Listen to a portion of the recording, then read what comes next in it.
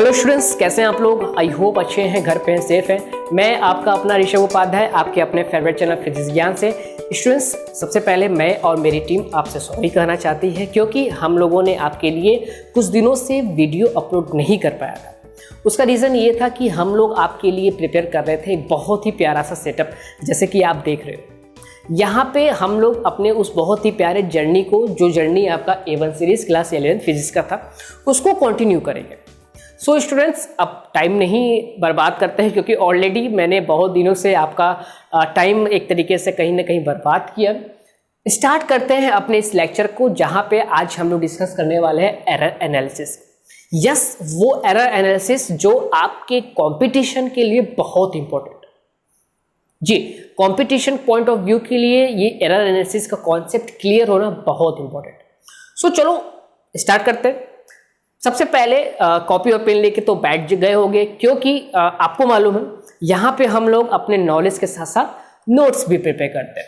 So students, सबसे पहले error analysis का थोड़ा सा कॉन्सेप्ट मैं क्लियर कर देता हूँ।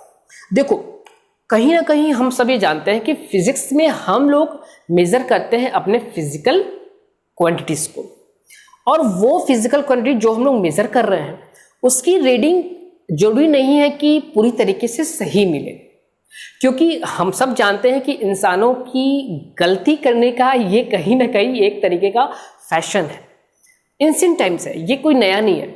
यस, हम लोग पिछले दशकों से ही, बहुत दशकों, जब से हम लोग अपने सेंस को सुधारा है, तब से कुछ न कुछ गलतियां कहीं ना कहीं किसी न किसी रूप में करते आए हैं।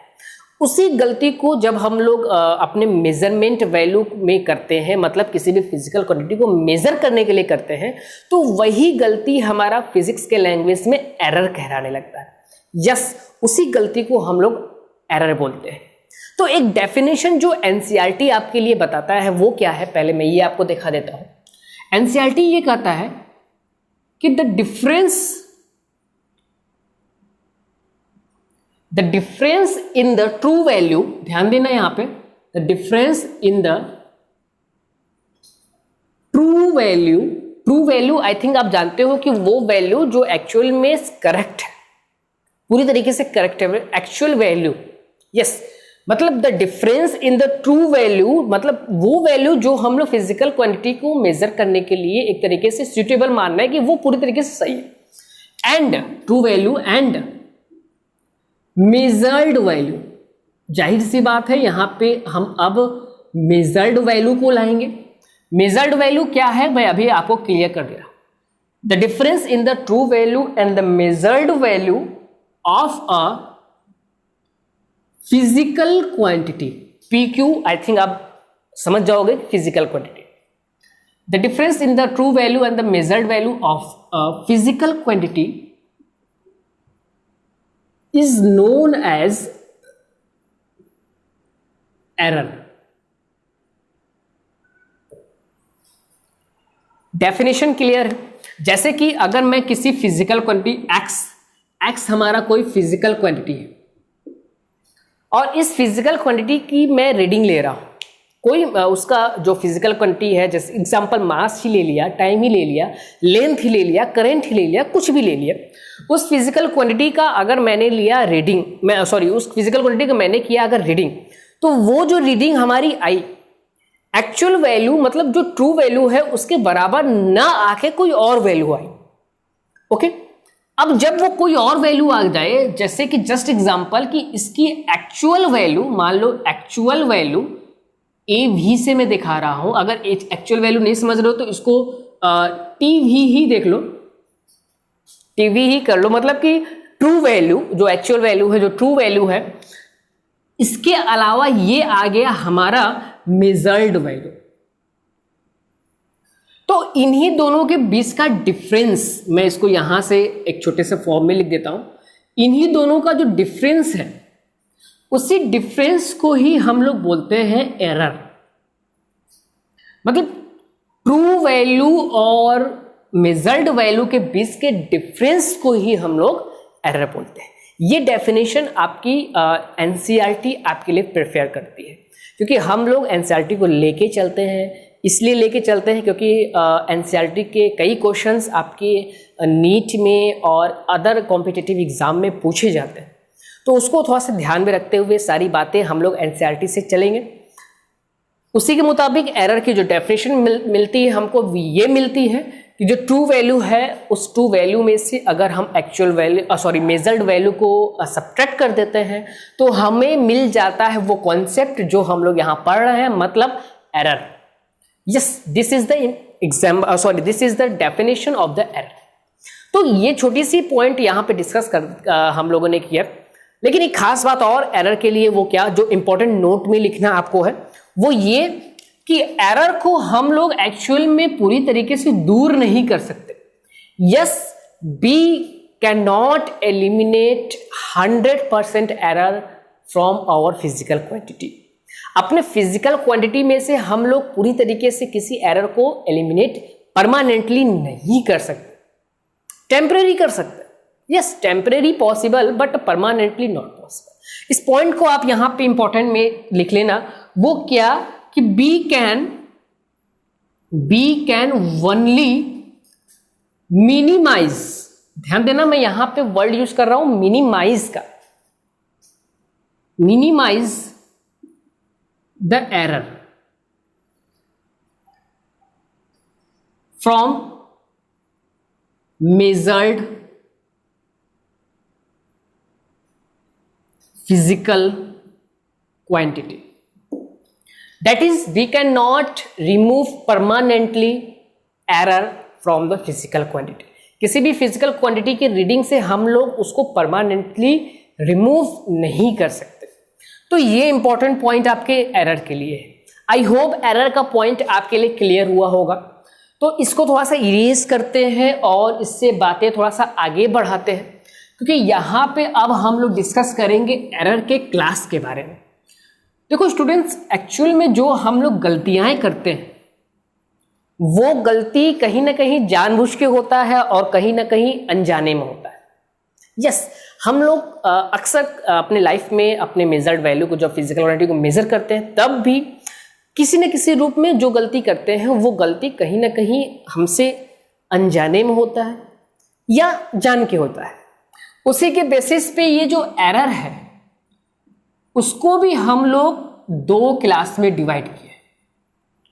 ध्यान से देखना, क्योंकि यहां पे हम बहुत अच्छे तरीके से आपके एरर के पॉइंट को और क्लियर करेंगे। क्योंकि अगर आपको मालूम होगा उसका कजेस, मतलब कि वो एरर कैसे हो रहा है, कजेस नोन,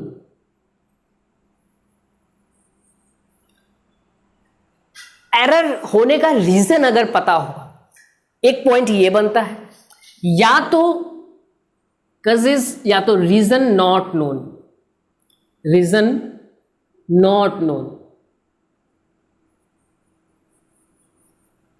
कजेस और रीजन दोनों एक ही वर्ड है। तो अगर आपको रीजन पता है और रीजन नहीं पता है तो उसके बेसिस पे आपका जो एरर है वो भी 2 क्लास में डिवाइड हो जाता है। कैसे, ध्यान देना। कजेस जब आपको पता हो तो उस कंडीशन में आपका जो एरर होता है वो हो जाते हैं 2। कौन कौन से? पहले आपके हो जाते हैं सिस्टमेटिक एरर। ध्यान देना, यहां पे एक यूनिक तरीके से मैं आपको बता रहा हूं, सिस्टमेटिक एरर। ये आपका पहला एरर का क्लास होगा। और दूसरा जो एरर होगा वो आपका होगा ग्रॉस एरर।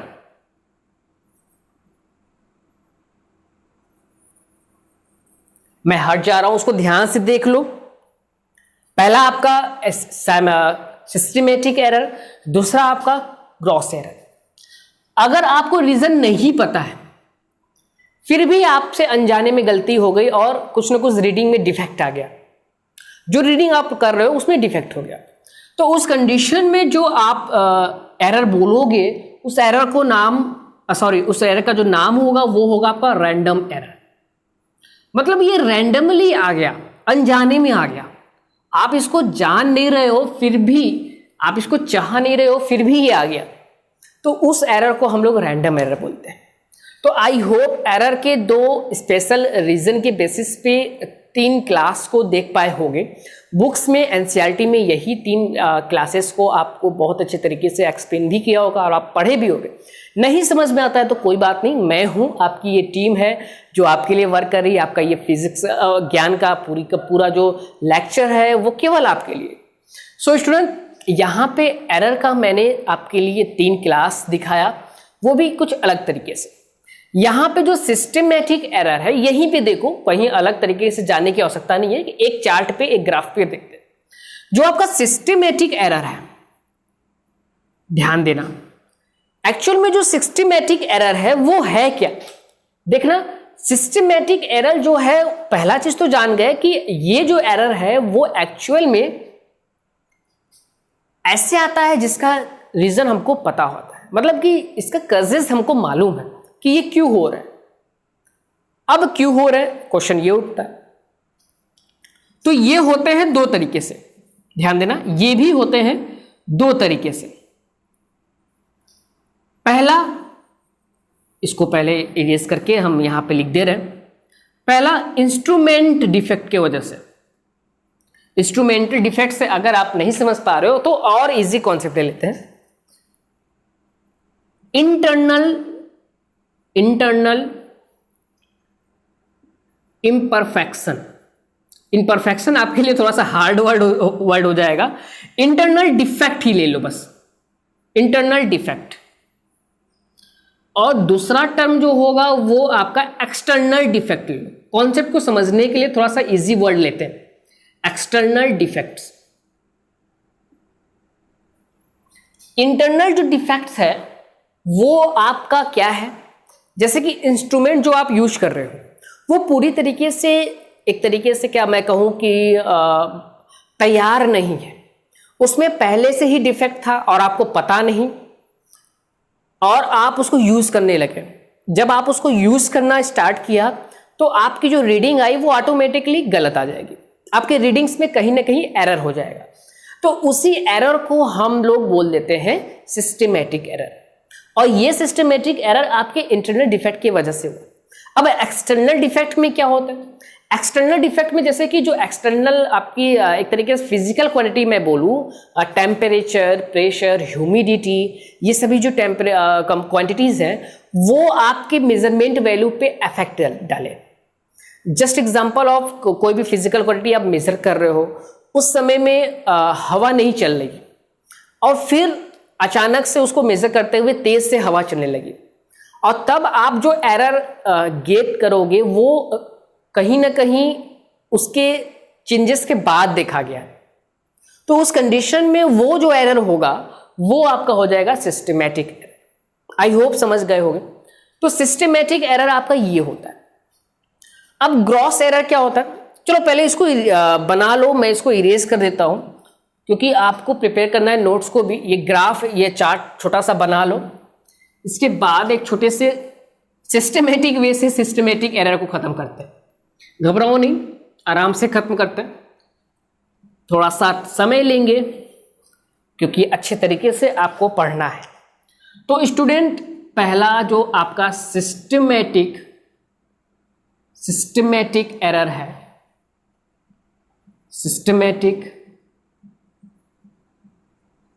एरर, तो इसमें सबसे पहला जो इंपॉर्टेंट पॉइंट है वो ये है कि जो इसका रीजन होता है वो हमको मालूम होता है, रीजन इज नोन।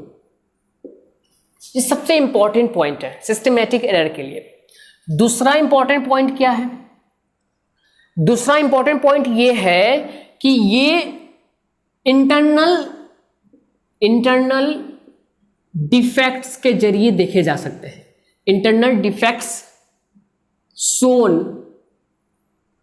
बाई जैसे कि वो डिफेक्ट कैसे सोन किए जा सकते हैं, इंस्ट्रूमेंट्स के जरिए, यहीं पे लिख देता हूं, by instruments defects etc। Okay, ये आपका इंटरनल डिफेक्ट की वजह से देखा गया। और दूसरा क्या देखा गया, जैसे कि आपकी फिजिकल क्वांटिटी चेंज हो गई। वो कौन सी फिजिकल क्वांटिटी हो गई, temperature, pressure, humidity varies, then this error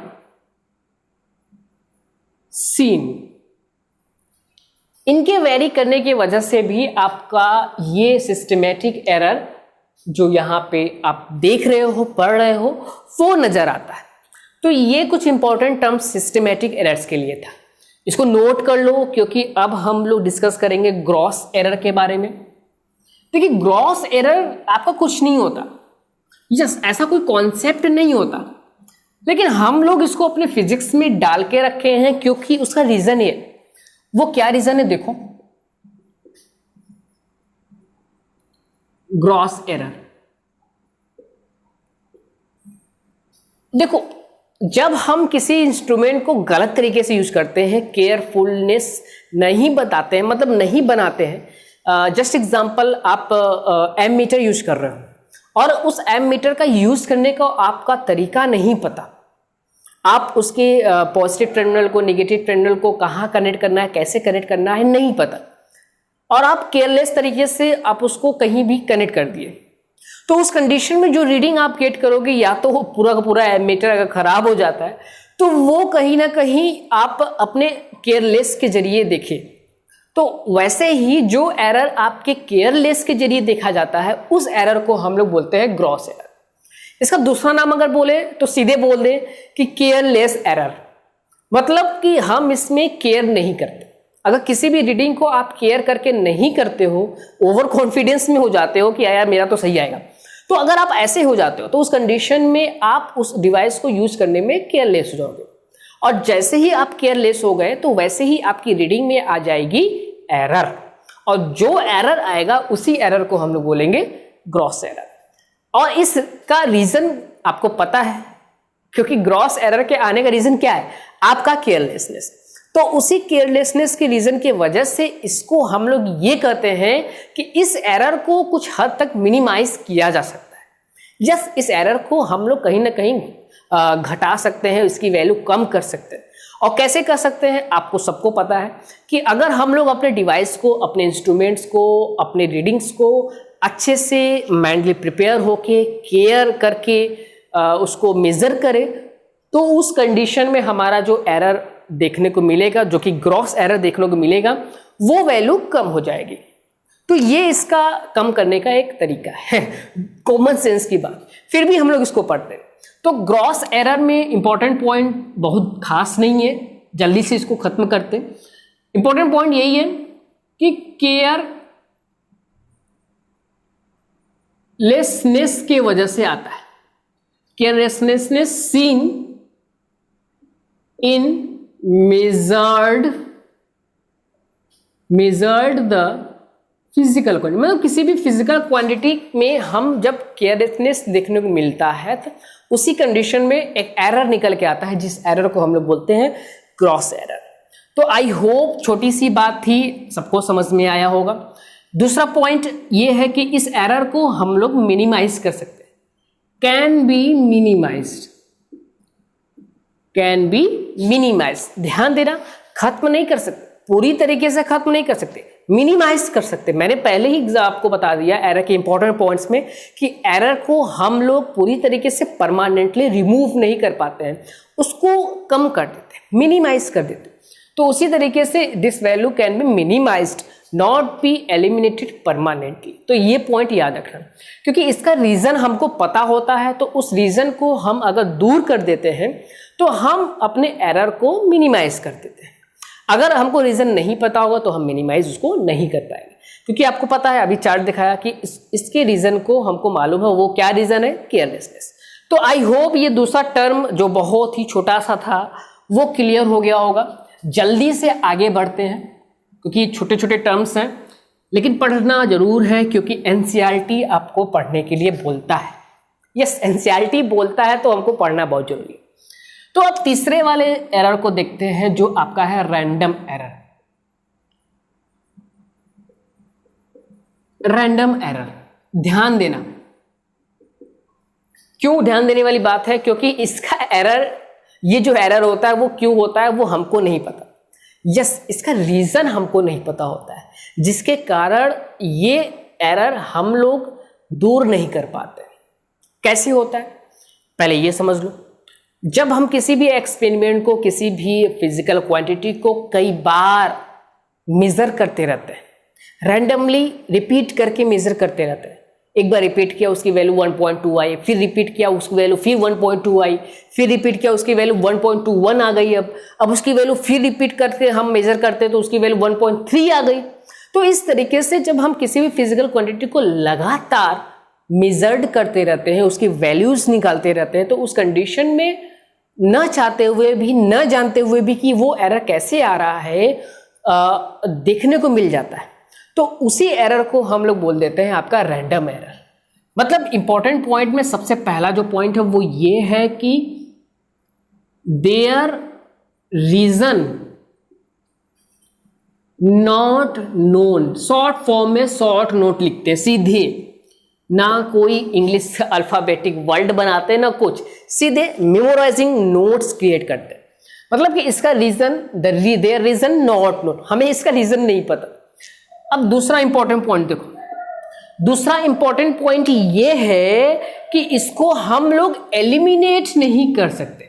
मतलब कि not be possible to eliminate, not possible to eliminate.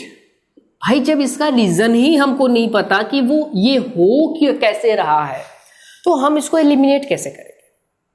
तो आई होप रैंडम एरर को आप समझ पाए होगे, डेफिनेशन और मैंने उसके इंपॉर्टेंट पॉइंट्स आपको क्लियर बताया। बहुत इंपॉर्टेंट नहीं है, क्योंकि इससे क्वेश्चन आपको नहीं पूछेगा कि रैंडम एरर क्या होता है वो बताओ मेरे को, सिस्टमेटिक एरर क्या होता है वो बताओ, बस एक कॉन्सेप्ट डेवलप करना है। तो इस चीज को यहाँ पे डेवलप कर लिए हो, लेकिन अब जो आप डेवलप करने वाले हो वहां से आपकी एरर की जो लड़ाई है वो स्टार्ट होती है। क्योंकि अब जो एरर आएगा वहां से क्वेश्चन पुटअप किए जाते हैं, वहां से कहानी असली एरर की स्टार्ट होती है। अब ध्यान से देखना स्टूडेंट्स, अब आ गया आपका एब्सोल्यूट एरर। एब्सोल्यूट एरर कोई नया बात नहीं है, कोई नया कॉन्सेप्ट नहीं है, कोई नई डेफिनेशन नहीं है। एब्सोल्यूट एरर का दूसरा अगर मीनिंग अगर हम बोले तो उसको हम लोग रियल एरर भी बोल सकते हैं, मतलब शॉर्ट फॉर्म में एरर भी बोल सकते हैं। क्यों? क्योंकि इसकी डेफिनेशन ही सेम होती है एरर के जैसे। मतलब the difference between real value and measured value, measured value is known as absolute error.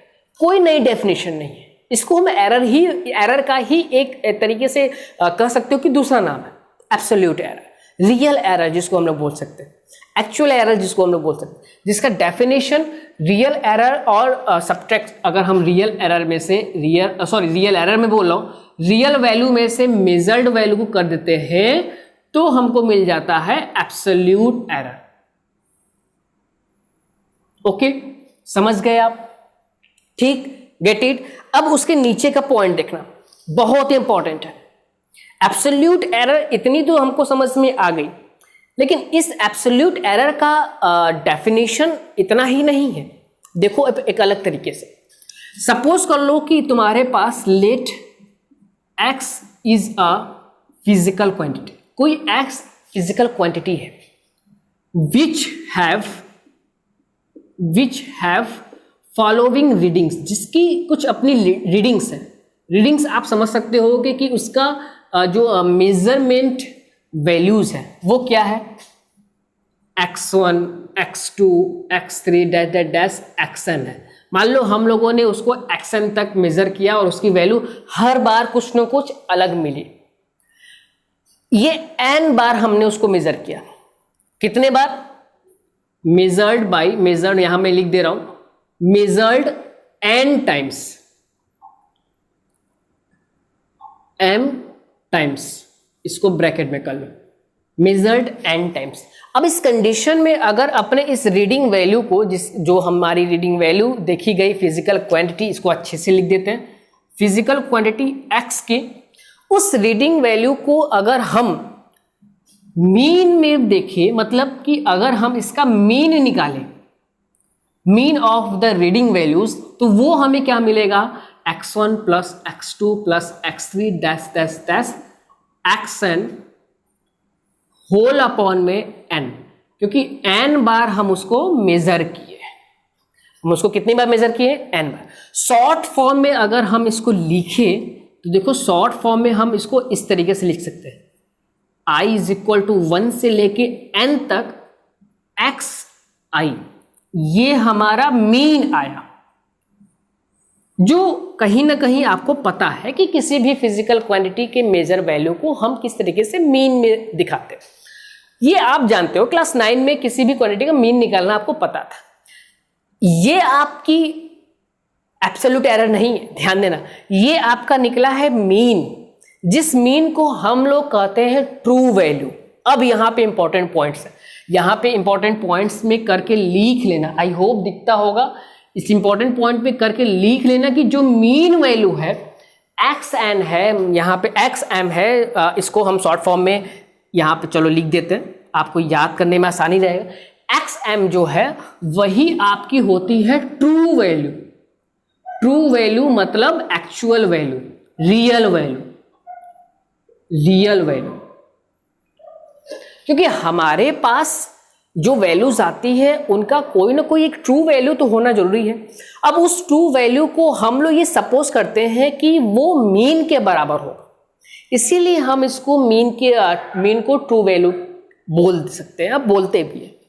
अब ध्यान आगे ध्यान देना, xm आपको पता चल गया। अब रीडिंग आपकी थी x1, x2, x3 dash dash dash dash xn तक। अब हम अगर आपसे बोलूं कि मैं आपसे अगर बोलूं कि एब्सोल्यूट एरर क्या होगा, तो जो एब्सोल्यूट एरर की डेफिनेशन मिलेगी, यहां पे मैं लिख रहा हूं अकॉर्डिंग टू डेफिनेशन, जो उसका फॉर्मूला मिलेगा वो क्या मिलेगा, ध्यान देना, एब्सोल्यूट एरर। इसका जो फॉर्मूला बनेगा जिसको हम लोग डेल x से नोटेट करेंगे, ध्यान देना कैसे नोटेट करेंगे, डेल x से। यहां पे मैं x1 ले रहा हूं, क्यों ले रहा हूं मैं इसका रीजन बता रहा हूं। Del x1 is just equal to x mean minus x1, और ये जो वैल्यू होगी वो आपकी होगी पॉजिटिव और निगेटिव दोनों, जिसकी हम केवल गेट करेंगे मैग्नीट्यूड को। ध्यान देना यहां पे केवल हम लोग क्या देखेंगे, मैग्नीट्यूड को। अगर हमारी वैल्यू पॉजिटिव आती है तो वेल, निगेटिव आती है तो उस वैल्यू को भी हम लोग पॉजिटिव बना देंगे, क्योंकि यहां पे मॉडुलस आप देख रहे हो। तो आई होप एब्सोल्यूट एरर की डेफिनेशन के मुताबिक ये फॉर्मूला बनेगा, क्योंकि यहां पे मैं x1 लिखा हूं, वो क्यों लिखा हूं, अब उसका रीजन देखो। ये x1 इसलिए मैंने लिखा क्योंकि जो x1 रीडिंग आई थी, उस x1 रीडिंग का मैंने एरर निकाला कि उस x1 रीडिंग में कितनी एरर थी। अब ऐसे ही मैं इसको नीचे, आई होप आपको दिखता होगा कि अगर मैं डेल x2 बोल दूं, तो वो जो डेल x2 होगा वो आपका हो जाएगा x mean minus x2। Okay, इसी तरीके से यहां मैं लिख दे रहा हूं, ध्यान देना, यहां तो आराम से दिखेगा। अगर मैं लिख दूं डेल x3, यहां पे डेल x2 था, ये अगर मैं डेल x3 लिख दिया तो xm मीन मतलब x mean minus x3। Same in this way for xn. Del xn is just equal to what? x mean minus xn. तो ये आपका कॉन्सेप्ट क्लियर होता है किसके लिए, बता दो ना यार, किसके लिए क्लियर होता है, एब्सोल्यूट एरर के लिए क्लियर होता है। तो इस पॉइंट को जल्दी से अपने कॉपी में लिख लो, क्योंकि ये आपका एब्सोल्यूट एरर का टर्म क्लियर करता है। यहां पे इसको ध्यान से देखना, इससे हमको अभी काम है। तो ये था आपका एब्सोल्यूट एरर का कॉन्सेप्ट, इसको नोट करो क्योंकि हम इसको कर देंगे इरेज। चलो अभी आगे देखो,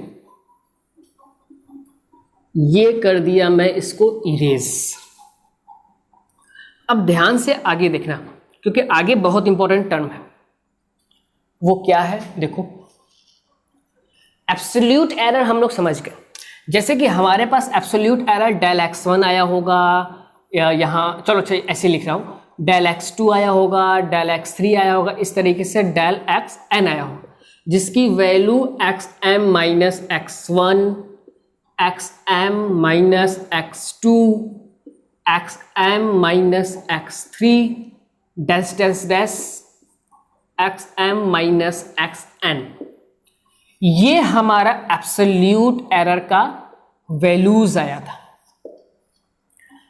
अब अगर हम सारे एब्सोल्यूट एरर्स का मीन निकाल लेते हैं, मीन का सेंस मतलब कि अब हम यहां पे करने वाले हैं ये del x1 plus del x2 plus del x3 dash dash dash plus del xn और इसके ओवल और में n, मतलब हम लोगों ने अब निकाल लिया है मीन, वो भी किसका, एब्सोल्यूट एरर का। तो उस कंडीशन में जो जो मीन होगा वो मीन एक अलग टर्म को बना देगा जिसका नाम होगा मीन एब्सोल्यूट एरर। कितना आसान है, जिसको आप लोग करते हो याद, लेकिन यहां पे हमने आपको उसको बना दिया है बहुत आसान। यस, आपको कुछ नहीं करना है, एब्सोल्यूट एरर आराम से आप जानते हो, उसका मीन निकाल दो तो वो मीन हो जाएगा मीन एब्सोल्यूट एरर। सिंपल सा फंडा है, डेफिनेशन आप अच्छे से जानते भी हो, और यहां पे मैंने उस फॉर्मूला को अच्छे से आपके लिए दिखा भी दिया है। तो इसको कर लो नोट, क्योंकि इसको अगर और शॉर्ट वे में मैं आपको बताऊं तो यहीं पे बना देता हूं, यहां बना देता हूं, थोड़ा सा क्लियर होगा। इसको इस तरीके से भी फॉर्मुलाइज करके लिख सकते हो समीशन के रूप में, जैसे मैंने वहां पे मीन के लिए समीशन यूज किया था, वैसे इसके लिए भी समीशन आप यूज कर सकते हो। और यहां पे डेल एक्स आई यूज कर लेना, वहां पे एक्स आई यूज किए थे, यहां पे डेल एक्स आई यूज कर लेना। अब इसमें ये जो आपका होगा वो होगा आपका मीन, वो भी किसका, यहां पे देखो बार लगा दिया। अब ये जो बार लग गया आपका, वो बार आपका हो गया किसके लिए नोटेशन, मीन एब्सोल्यूट एरर के लिए। तो इस चीज को कर लो नोट, क्योंकि यहां से कहानी आपकी एरर की हो जाती है स्टार्ट। जल्दी से करो नोट, क्योंकि हम लोग इसको करेंगे erase. So students, I hope इस चीज को क्लियर हो गया होगा आपको। तो मैं यहां पे इसको कर देता हूं इरेज, और बहुत इंपॉर्टेंट पॉइंट आपके लिए एक बताने वाला हूं, उसको ध्यान देना, क्योंकि वहां से आप कंपटीशन में न्यूमेरिकल सॉल्व करोगे। यस, वहां से आप लोग अब कंपटीशन में न्यूमेरिकल सॉल्व करने वाले। देखो यहां पे एक इंपॉर्टेंट क्रॉस या स्टार बना के लिख लेना, जो बहुत इंपॉर्टेंट है। वो क्या, कि जो आपकी एक्चुअल वैल्यू है, मैं यहां पे लिख रहा हूं एक्चुअल वैल्यू, जिसको आप या तो आप इसको ट्रू वैल्यू भी बोल सकते हो। ट्रू वैल्यू, जो ट्रू वैल्यू होगी वो आपकी है एक्सएम, ठीक, मतलब एक्सएम, गेट इट। जो मीन वैल्यू आई, मीन वैल्यू, वो आपकी कौन सी मीन, एब्सोल्यूट एरर की मीन। एब्सोल्यूट मीन यहां पे पूरा लिख देता हूं, मीन एब्सोल्यूट एरर वैल्यू, वो कितनी आई, मीन एब्सोल्यूट एरर वैल्यू कितनी आई, डेल एक्स एम के बार। ओके, अब जो आप फिजिकल क्वांटिटी देखोगे, जो फिजिकल क्वांटिटी आप मेजर कर रहे थे, उसकी वैल्यू जो x1, x2, x3, x3, xn यहां तक जो आप देख रहे थे, उसकी वैल्यू किसके बीच में होगा, वो ध्यान देना। वो होगा इसके बीच में, xm माइनस डेल xm का पावर यहां से लेके 2 xm plus del xm power के बीच में। मतलब कि ये आपका मेजर्ड वैल्यू रेंज होगा। ये बहुत इंपॉर्टेंट है, इसको नोट में करके लिख लेना, क्योंकि ये आपका कंपटीशन में सॉल्व करेगा बहुत ही न्यूमेरिकल्स को बहुत शॉर्ट वे से। ये एक शॉर्ट ट्रिक है, इसको शॉर्ट ट्रिक के बेसिस पे भी नोट कर सकते हो, जहां पे मैंने रेंज के बारे में आपको बताया कि फिजिकल वैल्यू की रेंज क्या होगी। अब इसको एक शॉर्ट फॉर्म में, जैसे कि x कोई फिजिकल वैल्यू थी, कोई फिजिकल वैल्यू का मेजरमेंट वैल्यू को अगर हम लिखना चाहे तो उसको शॉर्ट फॉर्म में कैसे लिख सकते हैं, ध्यान देना। शॉर्ट फॉर्म में xm plus minus del xm का पावर बार, इस तरीके से मेजर्ड वैल्यू को आप लिख सकते हो। ये दैट इज करके इसको नीचे लिख लो, that is xm plus minus del xm। तो ये आपका एक शॉर्ट वे है किसी न्यूमेरिकल को कॉम्पिटिशन। मैं बताऊंगा कि ये कहाँ यूटिलाइज होता है, तो इसको जल्दी से नोट कर लो, क्योंकि मैं इसको इरेज करता हूं और आगे का पॉइंट डिस्कस करता हूं। आगे का जो पॉइंट है वो है रिलेटिव एरर। कुछ नया कॉन्सेप्ट नहीं है, अगर आप पीछे का जो कॉन्सेप्ट है वो पढ़ चुके हो, मीन वैल्यू और relative value, sorry absolute value और मीन एब्सोल्यूट वैल्यू, ये सब अगर अच्छे से समझ गए हो तो ये रिलेटिव एरर समझने में कोई दिक्कत नहीं होगा। क्योंकि जो रिलेटिव एरर है वो क्या कहता है, सीधे अगर फॉर्मूला लिखूं तो सीधे आप समझ जाओगे कि डेल xm अपॉन में xm, मतलब जो एब्सोल्यूट मीन वैल्यू थी, उसका रेशियो अगर हम लोग मीन वैल्यू के साथ करते हैं, यहां पे जैसे वो ऊपर नेम जो पहले लिखे तो वही लिख लो, कोई दिक्कत नहीं है। मीन एब्सोल्यूट एरर ऐसे भी लिख सकते हो, जो पहले लिखे तो वैसे चलोगे तो फैमिलियर रहोगे थोड़ा सा। मीन एब्सोल्यूट एरर अपॉन में मीन वैल्यू मतलब कि ट्रू वैल्यू, मैंने पहले ही बता चुका है। तो ये आपका रिलेटिव एरर होगा। अब इसी रिलेटिव एरर में अगर आप xm में यहां लिख रहा हूं, अगर आप 100 से मल्टीप्लाई कर देते हो तो वो बन जाएगा परसेंटेज। किसका परसेंटेज, मैं अभी प्लस माइनस जो लगाया उसको बताता हूं, वो किसका परसेंटेज बन जाएगा, रिलेटिव एरर का परसेंटेज, जिसको एक दूसरे नाम से मैं बोलूंगा परसेंटेज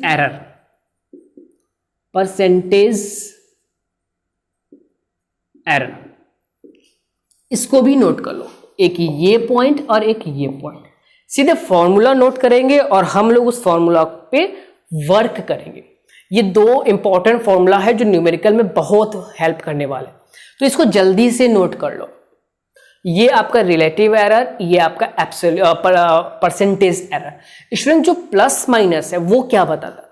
जो प्लस माइनस है एक्चुअल में आपको ये बताता है कि जो वैल्यू आप ले रहे हो उस वैल्यू का एक पॉजिटिव एरर भी आ सकता है और एक निगेटिव एरर भी आ सकता है। कोई भी एरर आए, मतलब कि आपकी वैल्यू अपने एक्चुअल वैल्यू से इंक्रीज भी कर सकती है उसकी वैल्यू और उससे डिक्रीज भी कर सकती है। वो प्लस माइनस का सिग्निफिकेंट है। यहाँ पे उसी सिग्निफिकेंट को अच्छे तरीके से ध्यान देना पड़ेगा। तो ये बातें आप समझ गए, एब्सोल्यूट एरर और रिलेटिव एरर और परसेंटेज एरर क्या होता है, ये बात आपको समझ में आ गई। तो इसको नोट कर लो, क्योंकि अब एक मैं आपको बताऊंगा न्यूमेरिकल जो बहुत इंपॉर्टेंट है, जो इन सभी कॉन्सेप्ट को करेगा क्लियर।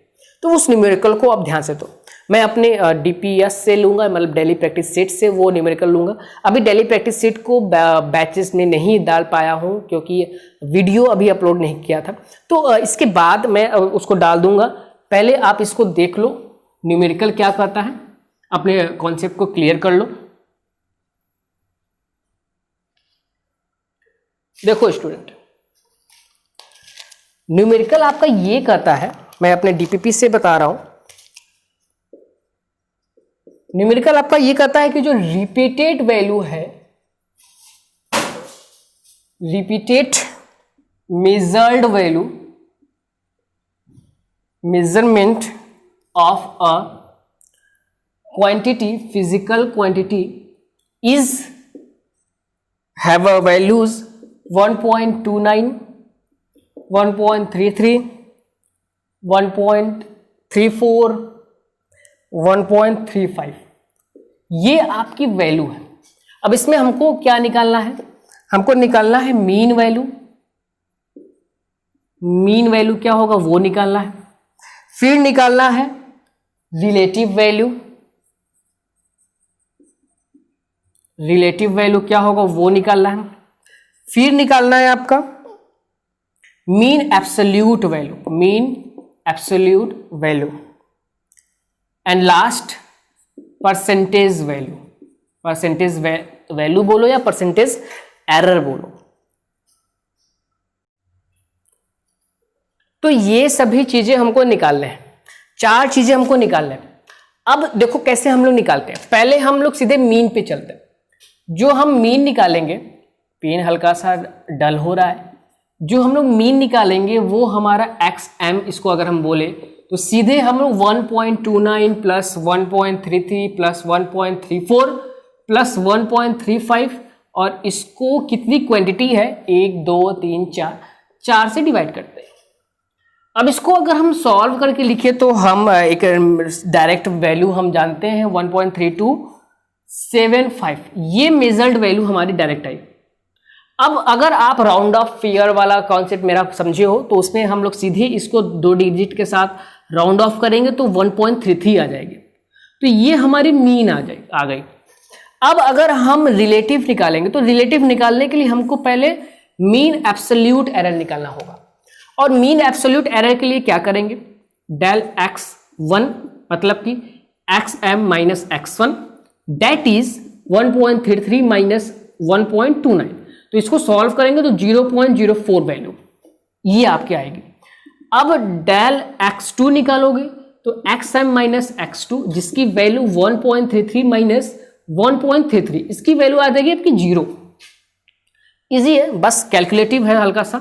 x3 निकालोगे तो xm minus x3 that is 1.33 minus आपकी 1.35, इसको सॉल्व करो 0.02 वैल्यूज आप देख, सॉरी ये 4 है तो इसको 4 लोगे तो ये आ जाएगा 1। इस तरीके से डेल x4 भी मैं इसको इरेज यहां लिख दे रहा हूं, डेल x4 भी सॉल्व करोगे तो xm माइनस x4 जिसकी वैल्यू 1.33 माइनस 1.35 जिसकी वैल्यू आ जाएगी आपकी 0.02, ये आ जाएगी आपकी डेल x4। तो ये डेल x3 x2 x1 ये आपकी निकल गई एब्सोल्यूट वैल्यू, लेकिन आपको निकालना क्या है, मीन एब्सोल्यूट। ध्यान देना यहां पे मीन है, इनका मीन हमको निकालना होगा। इसको इरेज कर देते हैं। जब हम लोग इसका मीन निकालेंगे मतलब del x1 plus del x2 plus del x3 plus del x4 और होल अपॉन में 4 मतलब 0.4 0.04 प्लस 0.0 प्लस 0.01 प्लस 0.02 और होल अपॉन में 4। इसकी वैल्यू अगर आप सॉल्व करते हो तो मैंने यहाँ पे थोड़ा सा कैलकुलेशन आसान करने के लिए हल्का सा यहाँ डायरेक्ट में लिख देता हूँ 1.75 इसकी वैल्यू आएगी जो कि होगी डेल xm मीन का। इसको क्योंकि हमको राउंड ऑफ करके लिखना होगा तो इसको जब आप राउंड ऑफ करोगे तो वैल्यू आएगी 0.02, ये आपकी आएगी वैल्यू डेल xm के ऊपर बार। तो ये आपका ये निकल गया मीन एब्सोल्यूट वैल्यू, लेकिन अभी आपको निकालना है क्या, रिलेटिव। तो ये अगर आप समझ गए तो रिलेटिव भी आप समझ जाओगे कि रिलेटिव का कॉन्सेप्ट है बहुत आसान। इसको यहां पे कर देते हैं हल्का से इरेज और इसी के नीचे सीधे हम लोग रिलेटिव का कॉन्सेप्ट यूज कर लेते हैं, क्योंकि जो रिलेटिव का कॉन्सेप्ट था वो क्या कहता था कि रेशियो, वो भी किसका रेशियो, डेल xm का और xm का, यही है हमारा रिलेटिव एरर। तो इस रिलेटिव एरर में अगर वैल्यूज हम रख देते हैं जैसे कि 0.02 ये जो वैल्यू आई है उस वैल्यू को, और जो मीन वैल्यू निकाले थे हम लोग, आप अगर याद करो तो वो मीन वैल्यू हमारी थी 1.33 और इसको अगर आप सॉल्व करते हो तो इसकी वैल्यू आपकी मिलती है 0.01503। ओके, हाँ प्लस माइनस के साथ रहेगा, उसकी कोई दिक्कत नहीं।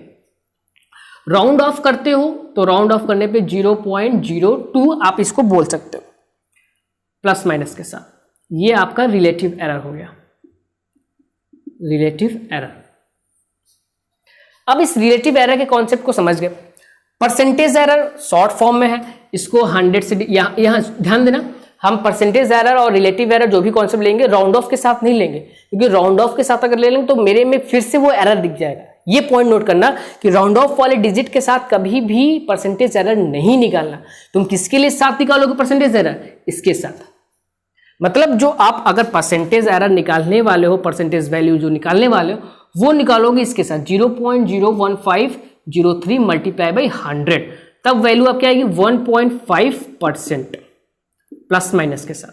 ये आपका परसेंटेज एरर हो गया। कितना आसान है, कितना इजी है। एक न्यूमेरिकल से मैंने आपको चारों पॉइंट को डिफाइन करके बताया कि वो क्या है, कैसे हम लोग उसको वैल्यूज को निकालते हैं, उसका डेफिनेशन के साथ साथ उसके फॉर्मूलाज को भी अच्छे तरीके से मैंने आपके सामने क्लियर किया। तो ये पॉइंट आप नोट कर लो, इसको सॉल्व कर लो। DPS मेरे बैच में मिल जाएगा आपको, गैलेक्सी बैच में। व्हाट्सएप पे नहीं ज्वाइन हो तो जल्दी से ज्वाइन हो, कमेंट बॉक्स में आपको उसका लिंक मिल जाएगा। सो स्टूडेंट्स, आज के लिए इतना ही रखते हैं, फिर मिलते हैं एरर पार्ट 2 लेके, क्योंकि ये पार्ट 1 है, अभी बातें हमारी कंप्लीट नहीं हुई है, क्योंकि कंपटीशन का छोटा मोटा मैंने आपको यहाँ पे डेमो दिखाया। डेमो का पूरा पिक्चर पार्ट 2 में है, तो उसके लिए करो वेट, क्योंकि फिर से पार्ट 2 एरर का हम लोग मिल के बहुत जल्द देखने वाले हैं। चलिए, घर पे रहिए, पढ़ते रहिए, सेफ रहिए। फिर मिलते हैं आपके अपने चैनल पे फिजिक्स ज्ञान पे। Thank you.